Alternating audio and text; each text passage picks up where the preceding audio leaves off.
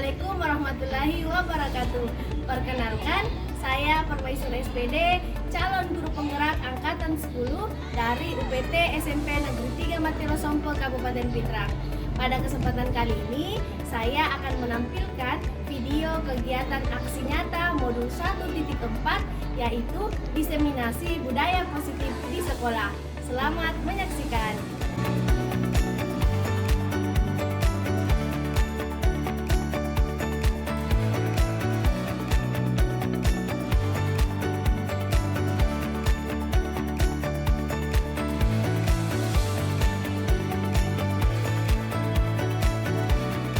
Bismillahirrahmanirrahim. Assalamualaikum warahmatullahi wabarakatuh. Yang saya hormati Bapak, ya, tidak ada Bapak itu kecuali saya. Ibu guru yang saya hormati, teristimewa Ibu Permaisuri selaku CGP calon guru penggerak angkatan ke-10, dan secara kebetulan tempat tugas induknya di UPT SMP Negeri 3 Matiro Sompo. Pertama-tama marilah kita memanjatkan puji syukur kehadirat Allah Subhanahu wa taala, karena pada pagi menjelang siang ini kita masih diberikan kekuatan, diberikan kesehatan, diberikan umur yang panjang, sehingga kita masih sempat melaksanakan tugas-tugas keseharian kita pada hari ini. Salam dan taslim kita persembahkan kepada Nabiullah Muhammad SAW, Nabi sebagai rahmatan lil alamin. Bapak Ibu yang saya hormati, bahwa pada hari ini karena ada kegiatan calon guru penggerak yaitu Permaisuri pada hari ini menyangkut masalah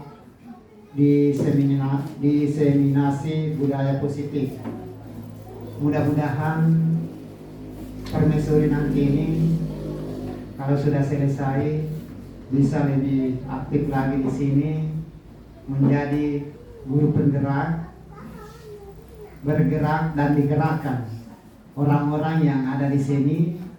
Walaupun sesungguhnya bahwa kita ini masih bersemangat, tapi tentu sudah lain suasananya apabila ada guru penggerak di sini selalu mengingatkan kita, menggerakkan kita supaya tidak lalai dalam kegiatan-kegiatan kita, yaitu kegiatan utama kita, yaitu mendidik, mengajar. Nah, itu yang perlu saya sampaikan. Dan kali ini saya akan membuka acara atau kegiatan calon guru penggerak angkatan ke-10 UPT SMP Negeri 3 Matiro Sompo tentang diseminasi budaya positif dengan membaca Bismillahirrahmanirrahim. Itulah yang saya sampaikan.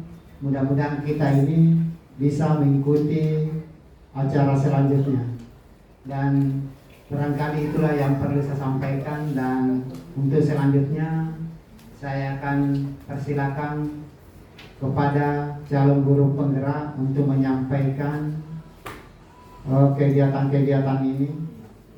Dan saya akhiri billahi taufiq wal hidayah. Wassalamualaikum warahmatullahi wabarakatuh.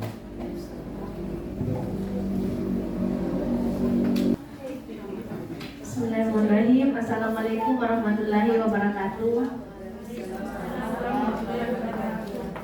Ya, jadi saya mengucapkan terima kasih banyak kepada Bapak Kepala Sekolah yang telah memberikan dukungan dan motivasi kepada saya sehingga kegiatan hari ini bisa terlaksana. Saya juga mengucapkan banyak terima kasih kepada Bapak Ibu guru, Ibu-ibu guru yang ada di sini karena bersedia meluangkan waktunya mengikuti kegiatan saya lagi. di mana kegiatan sebelumnya juga kita pernah berdiskusi mengenai visi dan prakarsa perubahan sekolah. Nah, kegiatan hari ini adalah aksi nyata modul 1.4, namanya diseminasi budaya positif. Kenapa?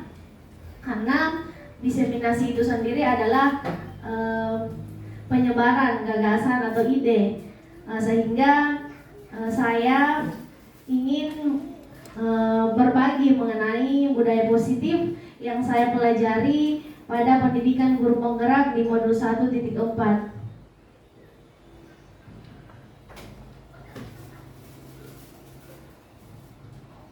Ya, selanjutnya ini adalah kesepakatan forum diskusi. Sebelum kita lanjut, ini ada dua yang telah saya masukkan, yaitu menghargai siapapun dan menjadi pendengar yang baik.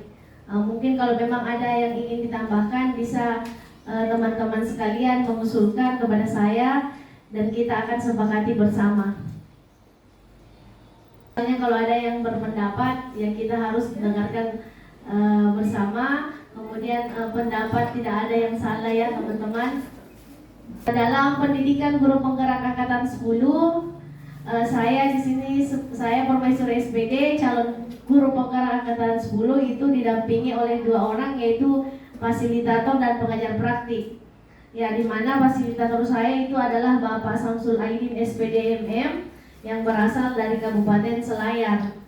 Yang sampai saat ini memang kami masih pertemuannya secara tatap maya.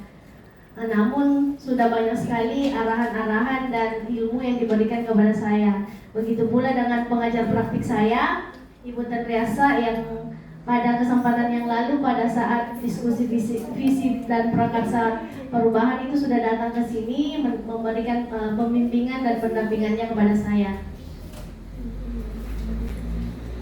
Nah, sebelum kita lanjut, saya ingin kita meregangkan diri dulu. Sebelum masuk materi, selama 30 detik bisa sambil lihat ke kanan dan ke kiri ke teman-teman. Jangan sampai ada yang tidak mau senyum, tapi karena lihat ibu-ibu senyum, akhirnya juga ikut senyum. Ya, ayo senyum di. Ya, selama 30 detik. Ya, ini peregangan muka ini. Sebelum nanti kita memasuki materi yang cukup padat. Ya, sudah ya. Ya, lanjut. Ini adalah materi kita hari ini, yaitu budaya positif. Jadi budaya positif itu adalah nilai-nilai, kemudian keyakinan-keyakinan, kebiasaan di sekolah yang berpihak kepada murid. Jadi apabila kita dapat mewujudkan budaya positif di lingkungan sekolah, maka akan tercipta lingkungan yang nyaman dan aman bagi peserta didik kita. Kita sebagai guru yang baik juga harus memiliki kemampuan untuk dapat mewujudkan budaya positif di sekolah. Ya, jadi bagaimana caranya kita dapat menerapkan konsep-konsep inti dari budaya positif itu sendiri. Nah, ini ada 6 konsep inti budaya positif. Yang pertama, disiplin positif. Yang kedua, motivasi perilaku manusia. Yang ketiga, keyakinan kelas atau sekolah. Yang keempat, kebutuhan dasar manusia. Dan yang kelima, posisi kontrol guru. Dan yang keenam adalah segitiga restitusi. Ini adalah konsep inti budaya positif dan akan kita bahas satu persatu. Semoga nanti kita bisa memahami dengan baik, wah ternyata seperti ini budaya positif di sekolah ini. Disiplin positif. Nah, bagaimana? Apakah pernah ibu-ibu pernah dengar kata disiplin positif? Belum? Ya. Ya, jadi kalau baru, disiplin positif itu suatu cara penerapan disiplin yang mengajarkan anak bertanggung jawab dan menumbuhkan kesadaran diri berdasarkan nilai-nilai kebajikan. Jadi ada nilai-nilai kebajikan yang ingin kita tanamkan kepada peserta didik dan akhirnya peserta didik itu sadar untuk melakukan nilai-nilai kebajikan ini. Kalau nilai-nilai kebajikan, Bapak Ibu pernah dengar? Belum juga. Sebenarnya sudah bagian nilai-nilai kebajikan ini pasti sudah pernah, cuma tidak tahu yang mana nilai-nilai kebajikan. Ya, jadi saya perlihatkan seperti ini. Nilai-nilai kebajikan itu di sini dibagi menjadi 6 yang merumuskan. Yang pertama dari profil pelajar Pancasila, ini pasti sudah paham. Beriman, bertakwa kepada Tuhan Yang Maha Esa, mandiri, bernalar kritis, berkebinekaan global, gotong royong, dan kreatif. Nah, ini lanjut lagi, sikap murid, toleransi, rasa hormat, integritas. Ini semua adalah nilai-nilai kebajikan. Nah, kalau yang ini kan tidak pertama kali lagi didengar ya, ibu-ibu. Iya. Seperti ini, cinta kepada Tuhan, kejujuran, dapat dipercaya, itu semua adalah nilai-nilai kebajikan. Empati, kesadaran diri, kebaikan. Nah, ini semualah yang ingin kita tanamkan kepada peserta didik kita. Jadi disiplin positif lebih ke arah disiplin diri yang dapat mengontrol diri dalam melakukan sesuatu. Disiplin diri dapat membuat murid menjadi paham dan menyadari bahwa motivasi internal itu lebih penting, bukan lagi paksaan, pujian, dan hukuman yang mendasari apa yang dia lakukan. Ya, lanjut untuk materi yang kedua, konsep yang kedua adalah motivasi perilaku manusia. Kalau motivasi, ibu-ibu, menurut kita apa itu motivasi? Ya, dorongan. Jadi motivasi itu dorongan yang membuat kita melakukan sesuatu. Jadi kita melakukan sesuatu ada motivasinya. Nah, saya misalnya seperti ini. Kita ke sekolah karena apa? Kita datang ke sekolah pagi-pagi misalnya. Motivasinya apa? Apakah karena tidak mau dianggap terlambat di guru piket? Kemudian apakah karena mau dibilang rajin sama teman-teman yang ada di sekolah? Atau karena memang itu berasal dari dalam, kita harus menjadi guru yang baik, yang harus tepat waktu dan memberikan pengajaran kepada peserta didik kita. Yang mana kira-kira motivasi kita pergi sekolah? Oh, yang ketiga. Iya, jadi berasal dari dalam diri, betul, bukan karena tidak mau apa dipikir. Atau mau dapat penghargaan misalnya dari kepala sekolah. Ya. Ya, jadi motivasi perilaku manusia itu ada 3.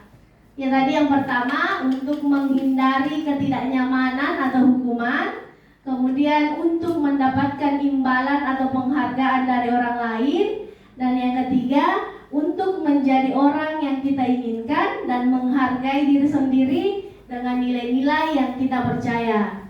Jadi kalau tadi alasannya kita ke sekolah karena takut terlambat dan alpa di absen, berarti itu masih kita mau menghindari ketidaknyamanan atau hukuman. Dan itu masih bersifat eksternal, motivasinya masih dari luar.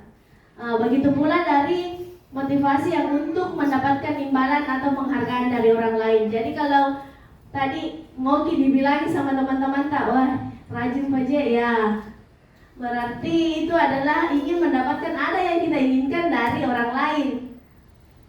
Dan motivasi ini juga masih bersifat eksternal. Kalau yang ketiga tadi, kita benar-benar sadar diri bahwa ini adalah tugas kita ingin menjadi guru yang baik, berarti ini adalah motivasi yang mendorong kita melakukan sesuatu itu. Jadi ingin menjadi orang yang kita inginkan dan menghargai diri sendiri dengan nilai-nilai yang kita percaya. Nah, motivasi ini bersifat internal, berasal dari dalam diri kita. Itu jadi kita sebagai peserta didik di sekolah, guru harus menumbuhkan motivasi internal itu pada murid kita. Jadi peserta didik harus memiliki motivasi yang ketiga, bukan lagi motivasi yang pertama dan kedua tadi. Jadi dia juga datang ke sekolah bukan karena bilang nanti dimarahi kalau tidak ke sekolah, misalnya begitu. Takut mengumpulkan tugas karena nanti dimarahi kalau tidak. Jadi kita mau mewujudkan motivasi yang ketiga yang dimiliki oleh peserta didik kita. Nah, ini ada kasus ibu-ibu, nanti saya bacakan. Iva kurang menguasai pelajaran matematika, sehingga pada suatu saat pelajaran dia lebih banyak berdiam diri dan menggambar di buku pelajarannya. Pada saat guru matematikanya, Pak Seno, menanyakan pertanyaan kepada Iva, ia menjadi gugup dan tak sengaja menjatuhkan tasnya dari kursi, serta tiba-tiba menjadi gagap. Pak Seno pada saat itu membiarkan teman-teman IPA menertawakan IPA dan tergagap, malu luar biasa, dan meminta Iva untuk maju ke depan dan berdiri di depan kelas sambil menunjuk hidungnya karena tidak bisa menjawab pertanyaan. Pak Seno, kelas makin gaduh dan anak-anak pun tertawa melihat Iva di depan kelas memegang hidungnya. Jadi dari kasus di atas ada dua pertanyaan yang muncul. Yang pertama, apakah Anda setuju dengan tindakan Pak Seno terhadap Iva dan mengapa? Ya, bagaimana ibu-ibu, ada yang mau memberikan pendapatnya? Apakah setuju dengan tindakan Pak Seno yang membiarkan tadi Iva ditertawakan sama teman-temannya, menyuruh Iva memegang hidungnya karena tidak bisa menjawab pertanyaan? Tidak, Bu. Iya. Tidak ya. Kemudian pertanyaan yang kedua, menurut Anda tindakan Pak Seno terhadap Iva itu adalah hukuman atau konsekuensi? Hukuman atau konsekuensi?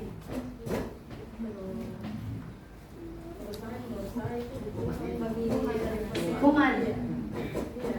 Ya, jadi hukuman ya. Menurut Anda, menurut Ibu, tindakan Pak Seno adalah hukuman. Nah, kita lihat perbedaannya Bapak Ibu. Ibu-ibu. Ya, jadi hukuman dan konsekuensi. Hukuman bersifat tidak terencana atau tiba-tiba. Anak murid tidak tahu apa yang akan terjadi dan tidak bisa dilibatkan. Hukuman bersifat satu arah dan pihak guru memberikan, murid hanya menerima. Hukuman yang diberikan bisa berupa fisik maupun psikis. Murid anak disakiti oleh suatu perbuatan atau kata-kata. Jadi tepat sekali ya Bapak Ibu. Jadi yang dilakukan tadi Pak Seno kepada Iva adalah hukuman. Ya, karena secara tiba-tiba kemudian menyakiti anak, guru yang memberikan dan murid hanya menerima. Nah, sementara konsekuensi itu sudah terencana atau sudah disepakati, sudah dibahas bersama murid. Umumnya bentuk-bentuk konsekuensi itu dibuat oleh pihak guru dan murid mengetahuinya. Jadi misalnya, nanti kalau sudah 3 kali tidak mengerjakan tugas, kamu akan seperti ini. Ya, begitu, itu adalah konsekuensi. Jadi sudah tahu bedanya antara hukuman dan konsekuensi. Nah, di sini ada lagi.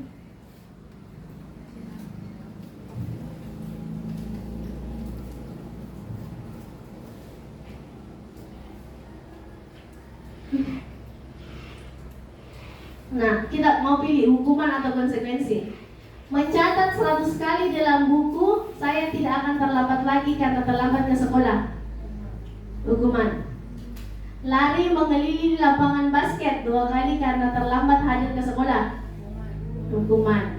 Membersihkan coretan yang dibuatnya di meja tulis. Konsekuensi. Ya, jadi tambahan konsekuensi itu biasanya berhubungan dengan pelanggaran yang dilakukan peserta didik. Murid diminta push-up 15 kali karena tidak menggunakan masker ke sekolah. Hukuman. mengganti kertas tugas teman yang telah dicoret-coret. Konsekuensi.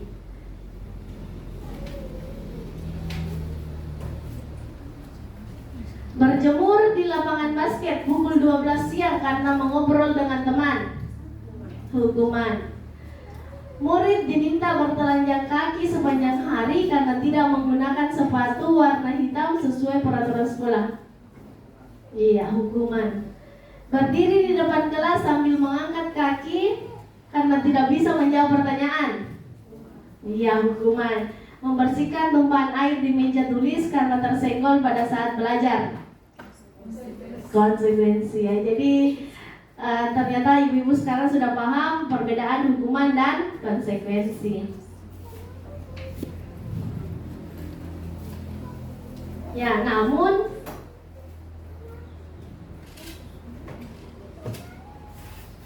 Bapak Ibu, ternyata kita ini tidak dianjurkan memberikan hukuman dan konsekuensi kepada peserta didik kita. Ada yang namanya restitusi.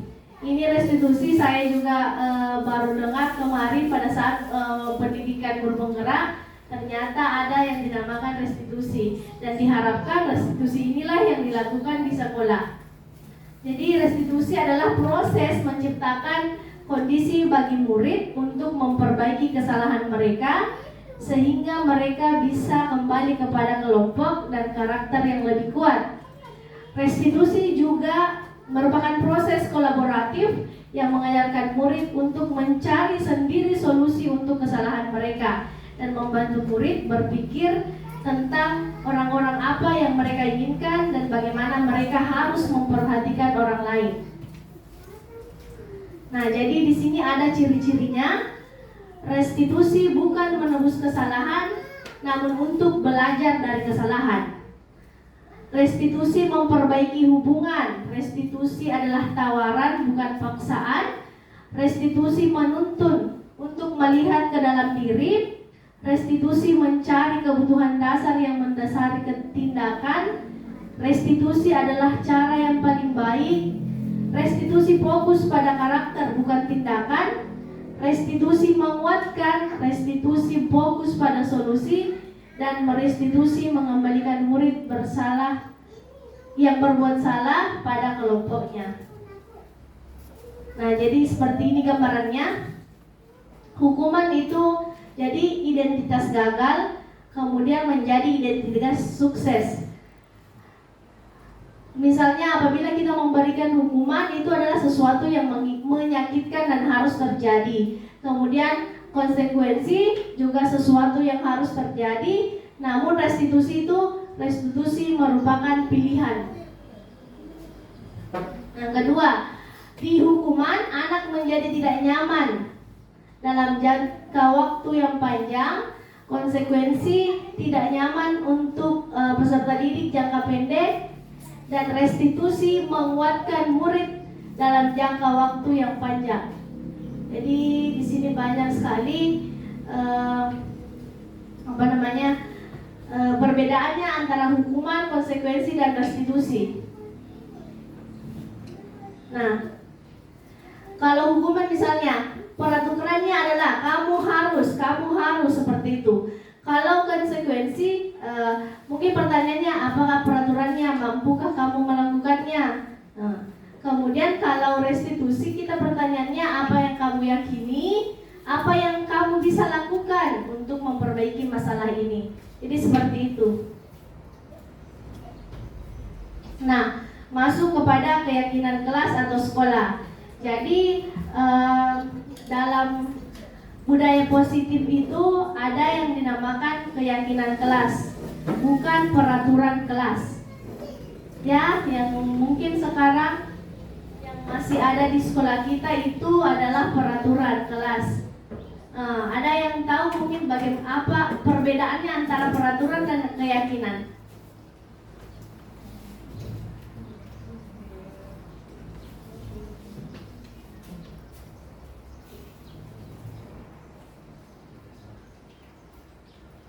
Ya, jadi kalau peraturan itu berarti ya anak-anak harus Ya, jadi biasanya peraturan itu cuma satu yang buat, ya, saudara. Beda dengan keyakinan. Kalau keyakinan berarti berasal dari dalam. Dan biasanya keyakinan kelas itu kita buat bersama peserta didik. Jadi ada diskusi antara peserta didik untuk membuat keyakinan kelas.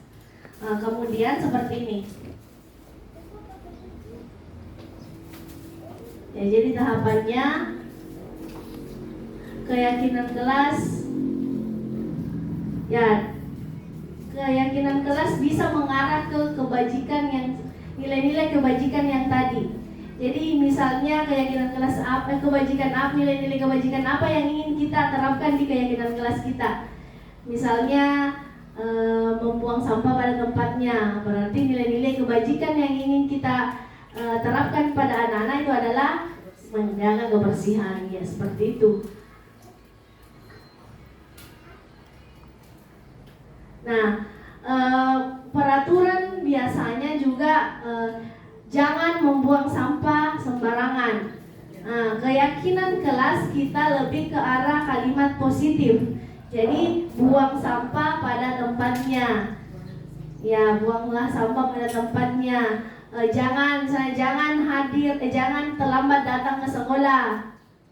Berarti kita ganti di keyakinan kelas menjadi peserta didik datang tepat waktu. Seperti itu bedanya antara peraturan dan keyakinan. Jadi diusahakan nanti kalau memang bisa di semester berikutnya kita bisa menerapkan yang namanya keyakinan kelas di kelas, semua kelas masing-masing bersama. Jadi ada pembuatan keyakinan kelas bersama wali kelas dan anak walinya. Mungkin seperti itu, Ibu. Ya, jadi ini contohnya keyakinan kelas. Bekerja sama menjaga kebersihan, menjaga dan meletakkan barang sesuai tempatnya, tepat waktu dan aktif di kelas, saling peduli, menghargai. Nah, seperti itu. Ya. Yang keempat adalah kebutuhan dasar manusia. Kebutuhan dasar manusia. Yang pertama, kebutuhan untuk bertahan hidup. Kemudian kasih sayang dan rasa diterima, kebebasan, kesenangan, penguasaan dan penguasaan. Jadi ada 5. Tadi kebutuhan untuk bertahan hidup, kebutuhan akan kasih sayang dan rasa diterima, kebutuhan akan kebebasan, kebutuhan akan kesenangan, dan kebutuhan akan penguasaan. Ketika seorang murid melakukan sebuah perbuatan yang bertentangan dengan nilai-nilai kebajikan atau melanggar peraturan, hal itu sebenarnya dilakukan karena mereka gagal dalam memenuhi suatu kebutuhan dasar mereka. Jadi apabila anak-anak itu melanggar, pasti ada satu kebutuhan dasarnya yang tidak terpenuhi. Entah itu misalnya untuk bertahan hidupnya, kesenangannya, kebebasannya, penguasaan atau kasih sayang dan rasa diterima. Contoh kasus seperti ini. Ibu Sisi, wali kelas 91, sedang bingung menghadapi ulah salah satu murid di kelasnya, Andi. Beberapa anak telah mengeluhkan Andi seringkali meminta bekal makan siang temannya dengan paksa. Jika Anda menghadapi situasi ini, apa yang akan Anda lakukan? Menurut Anda, kira-kira apa alasan Andi untuk melakukan hal ini? Jadi ada penjelasannya. Alasan yang pertama, misalnya karena ia lapar dan orang tuanya tidak membuatkannya bekal makan siang, maka kebutuhan dasar yang sedang ingin dipenuhi Andi adalah bertahan hidup. Jadi kalau alasannya Andi meminta bekal karena dia lapar dan orang tuanya tidak buatkan bekal, berarti dia kebutuhannya adalah untuk bertahan hidup. Kemudian alasan yang kedua, karena dia merasa senang ketika temannya jadi memperhatikan dia. Ketika temannya melaporkan tindakannya pada guru, guru memberitahu orang tuanya sehingga orang tuanya memperhatikan dia. Maka kebutuhan yang sedang ingin dipenuhi adalah kasih sayang dan rasa ingin diterima. Ya, jadi tergantung alasannya apa. Kemudian yang ketiga, karena temannya jadi takut dengan dia dan menuruti keinginannya. Jadi Andi sedang memenuhi kebutuhan dasar kekuasaan. Jadi dia ingin terlihat lebih berkuasa daripada teman-temannya, berarti itu adalah kebutuhan kekuasaan. Alasan yang keempat, karena dia bosan dengan bekal makanan yang dibawa dari rumahnya, karena bekal yang diberikan ibunya selalu sama. Oleh karena itu dia ingin mencoba makan dengan beraneka ragam, maka Andi sedang memenuhi kebutuhan akan kebebasannya. Jadi ada bekalnya tapi itu terus bosan. Jadi dia ingin memenuhi kebutuhan akan kebebasan. Alasan yang kelima, karena ia melakukan karena iseng dan ingin menikmati ekspresi wajah dari teman-temannya yang kesal karena diambil makanannya. Menurutnya ekspresi teman-teman lucu, sehingga maka dari itu Andi sedang memenuhi kebutuhan akan kesenangannya. Jadi ada 5 kebutuhan dasar yang sedang dipenuhi anak-anak. Begitu pula dengan peserta didik kita di sekolah. Kadang ketika kita mendapatkan pelanggaran, pasti ada alasannya anak-anak kenapa. Maka pasti ada salah satu dari kebutuhan ini yang sedang dipenuhi oleh peserta didik kita. Dipahami ibu-ibu? Ya. Nah, ini posisi kontrol guru. Pernah dengar ibu-ibu posisi kontrol guru? Baru? Iya baru, saya juga baru. Kemarin ternyata kita posisi kontrol itu ada beberapa. Baru. Ini dia posisi kontrol kita. Sebagai posisi kontrol penghukum, pembuat merasa bersalah, kontrol teman, pemantau, dan manajer. Jadi ada 5. Bagaimana ciri-ciri posisi kontrol seperti ini? Kita akan ulas bersama satu persatu. Nah, posisi kontrol penghukum. Seorang penghukum bisa menggunakan hukuman fisik maupun verbal. Orang-orang yang menjalankan posisi penghukum senantiasa mengatakan bahwa sekolah memerlukan sistem atau alat yang lebih menekankan murid-murid lebih dalam lagi. Guru-guru yang menempati posisi penghukum akan sering berkata, "Patuhi aturan saya," atau "Awas, kamu selalu saja salah. Selalu pasti yang terakhir selesai."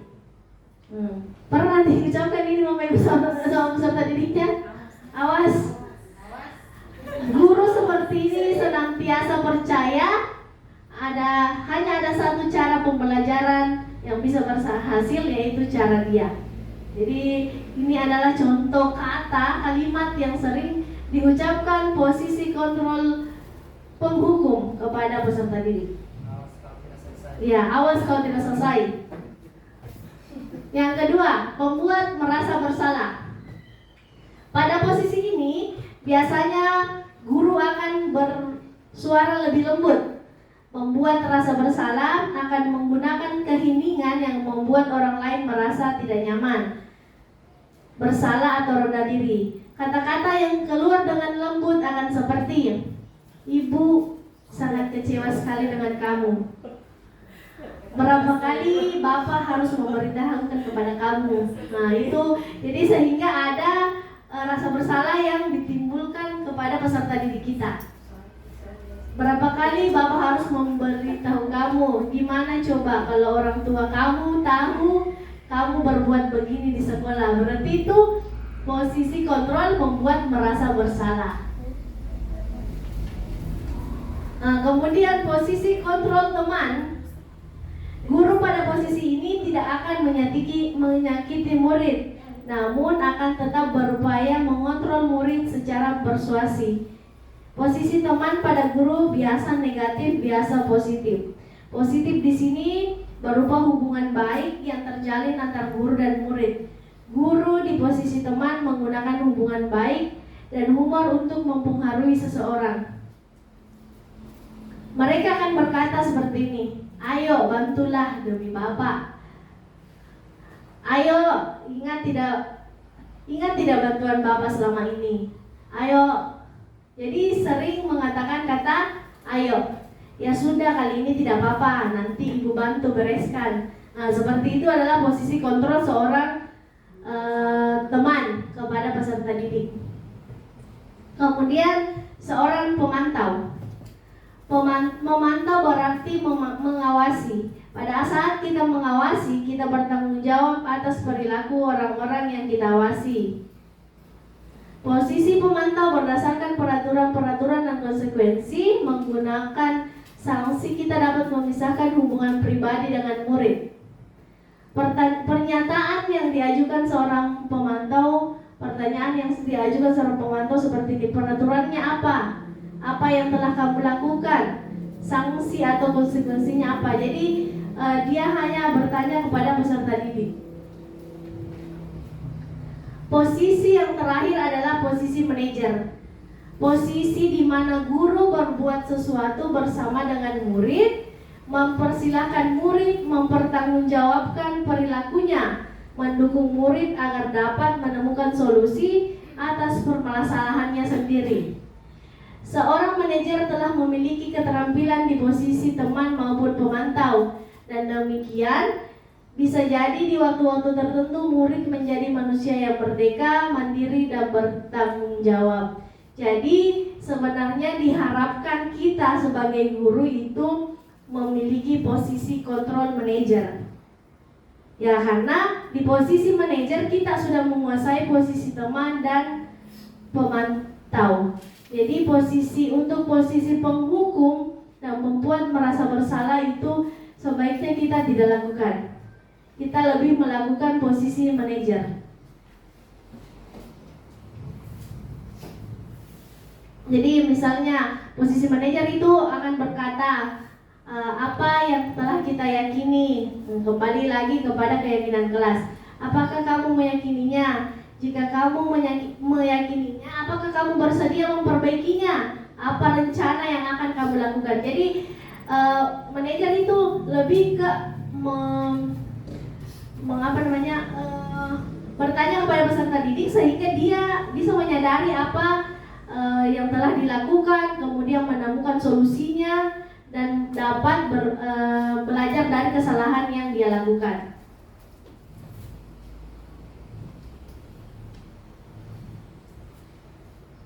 Nah, ini perilaku kontrol negatif, kemudian perilaku kontrol positif, dan kontrol diri. Jadi perilaku kontrol negatif itu diambil oleh posisi penghukum dan pembuat merasa bersalah. Kemudian posisi kontrol positif itu teman dan pemantau. Sedangkan untuk posisi kontrol diri itu adalah di posisi manajer. Contohnya, guru yang di posisi penghukum, dia menghardik, menunjuk, menyakiti, bahkan menyindir. Pembuat merasa bersalah, berceramah, menunjukkan kekecewaan mendalam. Kemudian di teman, membuatkan alasan-alasan untuk murid. Kemudian pemantau menghitung dan mengukur, sedangkan manajer mengajukan pertanyaan-pertanyaan. Jadi kita harus berada di posisi ini, ibu-ibu, di manajer.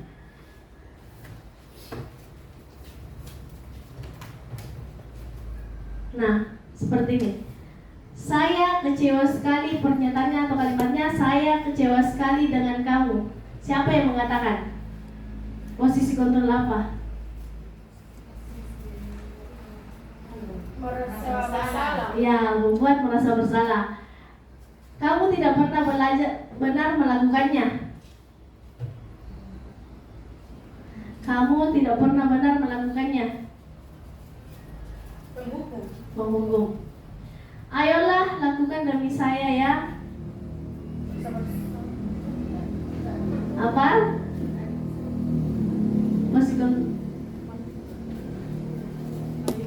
Ayolah lakukan demi saya. Ayolah lakukan demi ibu. Ayolah kerjakan tugasnya. Sebagai teman. Apakah kamu mau mendapatkan stiker bintang hari ini?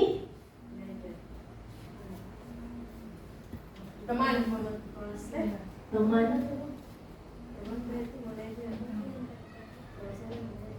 Bagaimana kamu bisa menyelesaikan?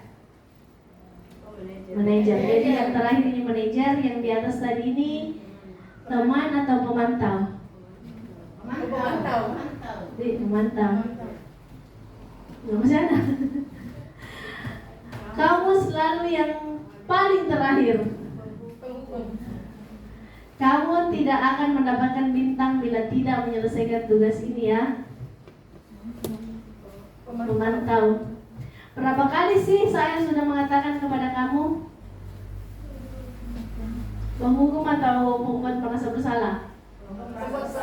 Iya, membuat merasa bersalah. Ingat bukan apa yang telah saya lakukan untuk kamu?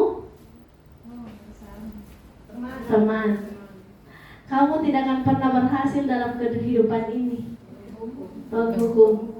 Apa rencanamu untuk menyelesaikan ini? Manajer. Jadi manajer selalu bertanya yang bijak anak-anak harus berpikir untuk menjawab pertanyaan dari manajer. Begitu seperti itu.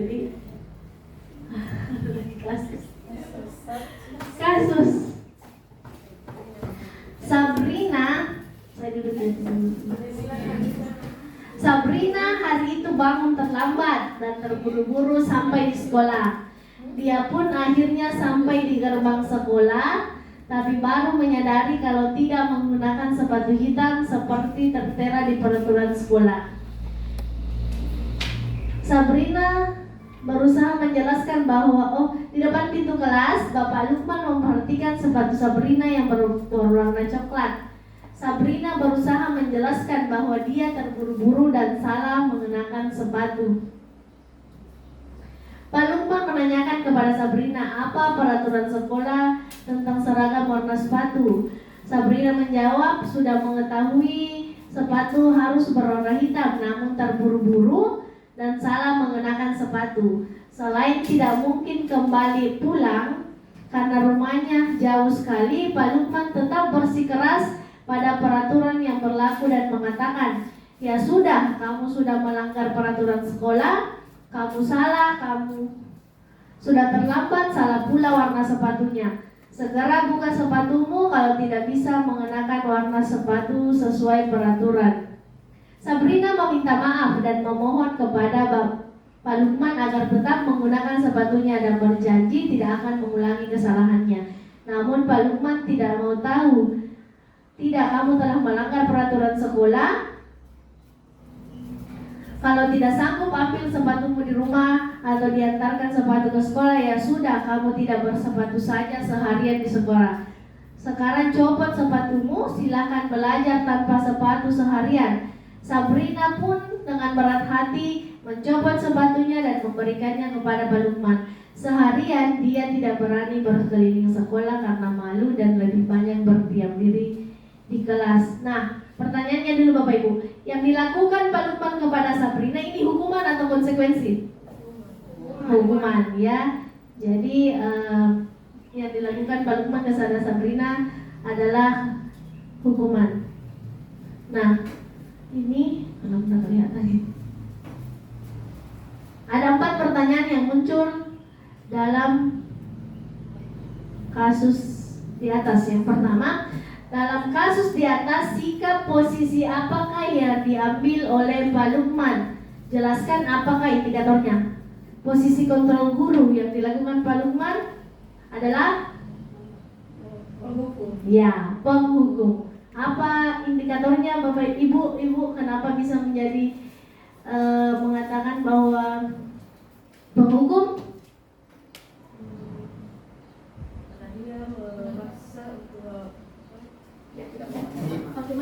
Supaya berdiri, supaya dia lihat. Ya, kenapa bisa posisi kontrol penghukum? Apa indikatornya? Kalau menurut saya, di sini alasannya kenapa saya memilih penghukum, karena penghukum ini tidak menerima alasan dari peserta didik.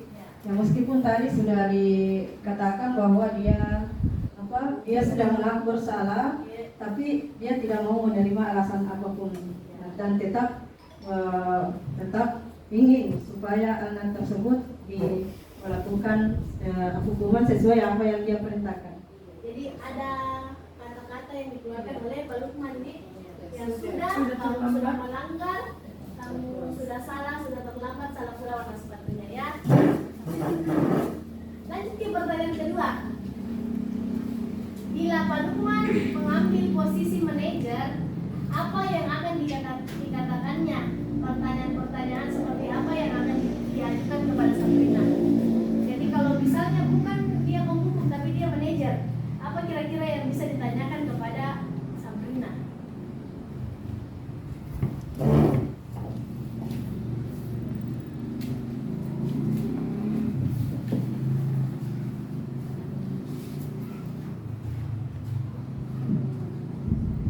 Ya, ayo Bu. Tidak apa-apa Ji, bicara saja. Menurut saya, barangkali yang ditanyakan Pak Lukman nanti itu kepada peserta didik yang melakukan kesalahan ini adalah kira-kira bagaimana alasan yang kamu akan berikan jika temanmu bertanya mengapa kamu tidak menggunakan sepatu hitam. Jadi banyak pertanyaan Budi yang diajukan kepada Sabrina. Tidak langsung kamu salah, kamu kenapa terlambat. Jadi harus dulu tahu kenapa dia terlambat, kenapa misalnya alasannya apa seperti itu. Jadi lanjut, nilai kebajikan apa yang ingin dituju oleh peraturan harus berwarna hitam. Ya, jadi kan ada tadi nilai-nilai kebajikan. Ya, peraturan misalnya harus menggunakan sepatu warna hitam. Nilai-nilai kebajikan apa yang ingin dituju? Kebersamaan. Kebersamaan. Ya. Kemudian kedisiplinan. Lanjut, bagaimana Anda menyikapi langkah yang diambil Pak Lukman mengenai kasus tersebut? Apakah Ibu setuju dengan langkah Pak Lukman yang terhadap peserta didik yang melakukan pelanggaran seperti tadi? Kalau menurut saya jelas tidak setuju, karena apalagi anak tersebut sudah mengaku bersalah dan seharusnya Pak Lukman ini memberikan kesempatan kepada peserta didik tersebut untuk pada saat itu mungkin dia memang melanggar, tetapi tentunya dengan tekad bahwa seterusnya nanti dia tidak akan melakukan hal yang sama. Ya, terima kasih banyak Bu. Ya, terima kasih banyak atas jawaban diberikan kepada saya oleh Ibu. Jadi tempat sekalian, kita tidak boleh setuju dengan apa yang dilakukan oleh Pak Lukman, karena langsung menghukum peserta didik tanpa tahu alasannya apa. Jadi sebagai posisi manajer itu kita harus tahu dulu apa alasan peserta didik melakukan itu, terus kita tanya apakah dia akan melakukan kesalahan itu lagi. Kalau sudah komitmen tidak akan, terus ditanya lagi misalnya apa lagi rencanamu besok, seperti itu di Ibu.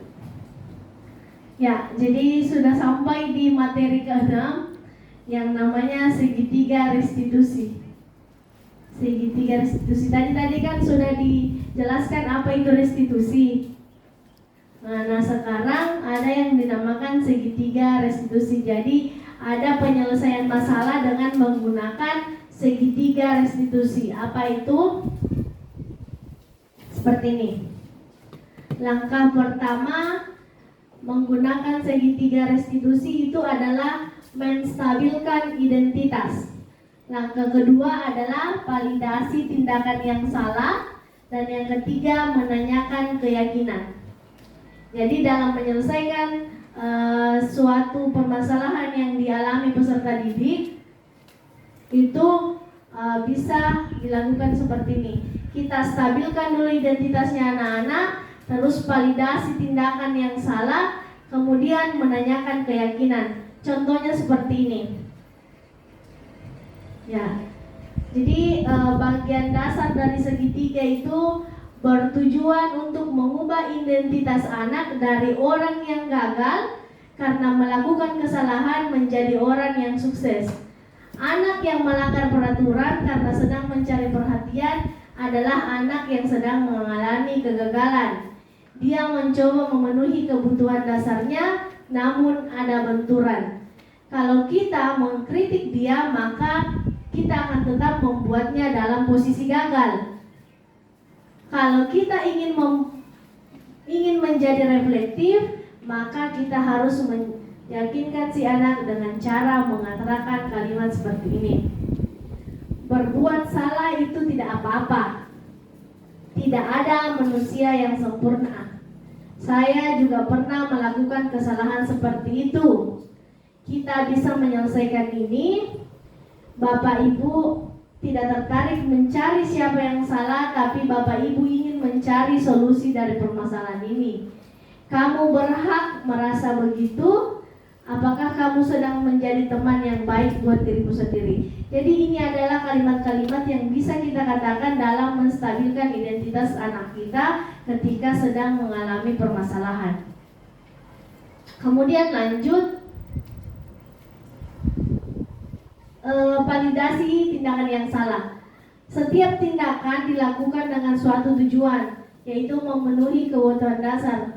Kalau kita memenuhi kebutuhan dasar, apa yang mendasari sebuah tindakan, kita bisa menemukan cara-cara paling efektif untuk memenuhi kebutuhan tersebut. Namun ini adalah contoh kalimat yang kita bisa ucapkan ketika memvalidasi tindakan anak-anak yang salah, seperti padahal kamu bisa melakukan yang lebih buruk lagi dari ini. Kamu pasti punya alasan mengapa melakukan ini. Kamu patut bangga pada dirimu sendiri karena kamu telah melindungi sesuatu yang penting buatmu. Kamu boleh mempertahankan sikap itu, tapi kamu harus menambahkan sikap yang baru. Lanjut, untuk sisi ketiga yaitu menanyakan keyakinan. Jadi teori kontrol menyatakan bahwa kita pada dasarnya termotivasi secara internal. Ketika identitas sukses telah tercapai, maka anak-anak akan siap untuk dihubungkan dengan nilai-nilai yang dia percaya dan berpindah menjadi orang yang diinginkan. Contoh pernyataan atau pertanyaan yang bisa kita yakinkan kepada peserta didik: apa yang kita percaya sebagai kelas atau keluarga? Apa nilai-nilai umum yang telah kita sepakati? Apa bayangan kita tentang kelas yang ideal? Kamu mau menjadi orang yang seperti apa? Jadi seperti itu. Penggunaan segitiga restitusi ini sebenarnya masih harus kita dalami, karena kalau tantangan yang paling berat itu ketika menghadapi peserta didik yang betul-betul sangat susah untuk terbuka kepada kita. Ketika kita ingin menanyakan tapi dia diam, otomatis tidak akan ada yang terselesaikan. Jadi kita harus betul-betul memahami posisi-posisi kita sehingga bisa menerapkan segitiga restitusi ini. Ya, jadi dalam budaya positif itu tidak ada lagi hukuman, tidak ada lagi konsekuensi, tapi digantikan dengan restitusi. Ya, dengan menerapkan segitiga restitusi. Nah, itu adalah harapannya kita bisa menciptakan budaya positif di lingkungan kita. Mungkin memang berat Bapak Ibu-ibu, tapi demi kenyamanan dan keamanan peserta didik kita harus menerapkan budaya positif itu. Mungkin penjelasan saya tentang konsep-konsep inti konsep-konsep seminti budaya positif di sekolah. Cukup sampai di sini.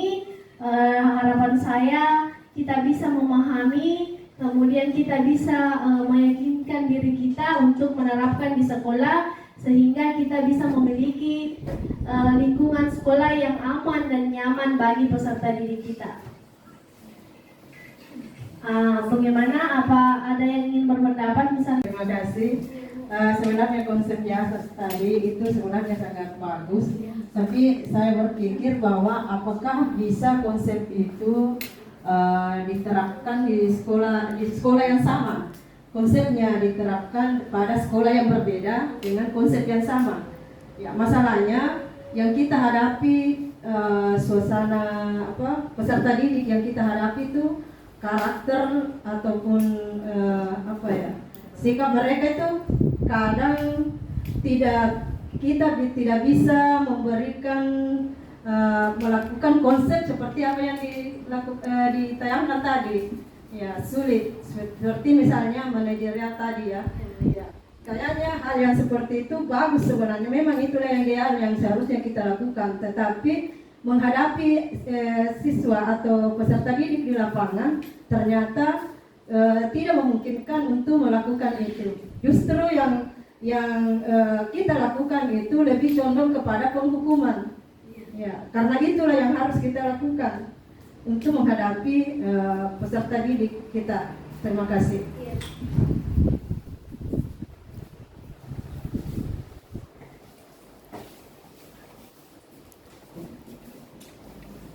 Ya, terima kasih atas pertanyaan dan tanggapan dari Ibu Rosida, bahwa memang benar ya, konsep budaya positif itu sangat baik apabila kita bisa terapkan di sekolah, dan itu adalah tantangan, sebenarnya tantangan bagi kita dalam menerapkan itu kan. Tapi kalau kita tidak mencoba, ya setidaknya kita harus coba dulu, Ibu. Kita posisinya kita yang coba dulu, karena walaupun memang peserta didik ada yang seperti itu, tapi kalau kita sudah mencoba menerapkan, ya pasti ada 1, 2, 3 atau beberapa peserta didik yang bisa berubah ke arah yang lebih positif, mungkin seperti itu ya.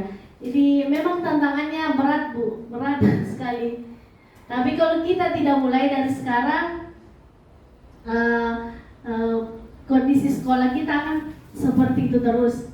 Jadi diusahakan hukuman, konsekuensi itu kita tidak adakan atau kita kurangi dulu, ya. Kemudian posisinya kita manajer. Jadi ya kita coba dulu, kita coba. Jadi saya mau kita berubah sedikit demi sedikit lah. Kalau misalnya kita bisa terapkan dulu yang keyakinan kelas di kelas kita, karena ini kan kita bisa wali-wali kelas bisa bersama dengan anak walinya membuat keyakinan kelas, bisa tempel di dalam kelasnya, anak-anak bisa lihat kan. Nah itu juga sebenarnya tidak boleh lagi kita kasih penghargaan kepada anak-anak.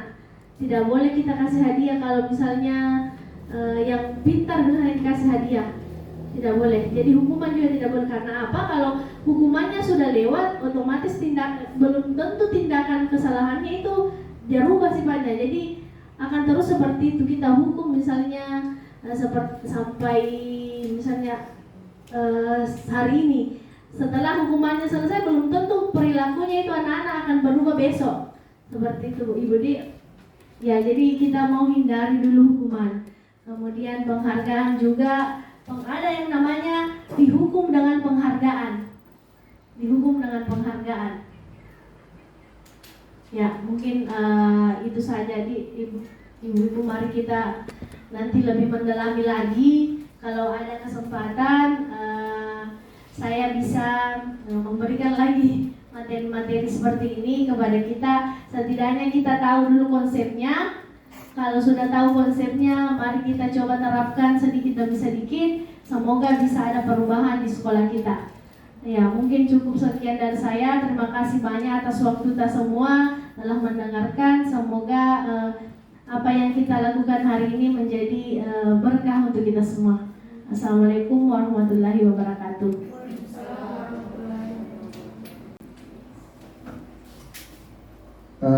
kasih banyak kepada Ibu Permaisuri untuk memaparkan aksi nyatanya tentang konsep inti budaya positif. Sedikit saya nyampaikan bahwa apa yang disampaikan tadi itu kalau kita mau menerapkan sesungguhnya memang itu yang diharapkan dari awal apa yang disampaikan tadi dijabarkan itu tentang konsep budaya positif itu. Contoh yang paling kecil saja tentang di kelas bagaimana kita bisa bekerja sama-sama wali kelas dengan siswa kita di kelas untuk membuat istilahnya keyakinan ya, bukan aturan, keyakinan untuk disepakati bersama. Contoh paling kecil tentang kebersihan lingkungan sekolah. Kita bisa sama-sama dalam kelas wali kelas dengan anak wali kelas, anak-anak wali kita menyampaikan apa yang kita lakukan. Kalau bisa diberikan contoh-contoh bagaimana perasaan anak-anakku sekalian kalau melihat sampah bergelimpangan seumpamanya bertebaran. Nah, bagaimana solusinya?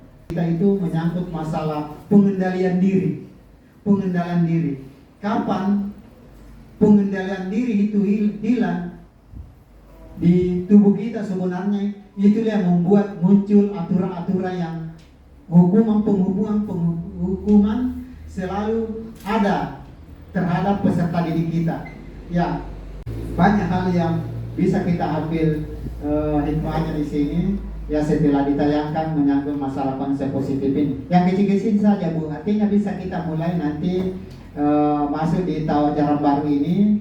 Jadi jangan menunggu dari sekolah atau dari kesiswaan kurikulum membuat aturan sepihak, tapi mulai dari bawah lah, dari wali kelas kepada peserta didik, ya, kepada anak walinya. Apa yang kita lakukan, nak? Kita bisa katakan, nah sekarang saya walinya, kau adalah anak wali saya. Bagaimana kita membuat kesepakatan masalah positif di sini, menyangkut masalah kebersihan saja dulu. Saya ucapkan terima kasih banyak kepada Ibu Permaisuri selaku calon guru penggerak, karena dia akan menayangkan menyangkut masalah aksi nyatanya tentang budaya positif. Mudah-mudahan kedepannya bisa berlanjut seperti ini, walau bisa kita berkumpul untuk berbagi untuk mengingatkan, ya, istilah praktik baik barangkali seperti itu ya. Itulah barangkali yang perlu saya sampaikan. Dan pada pertemuan ini menyangkut masalah budaya positif, saya tutup dengan mengucapkan hamdalah. Alhamdulillahirabbil alamin. Assalamualaikum warahmatullahi wabarakatuh.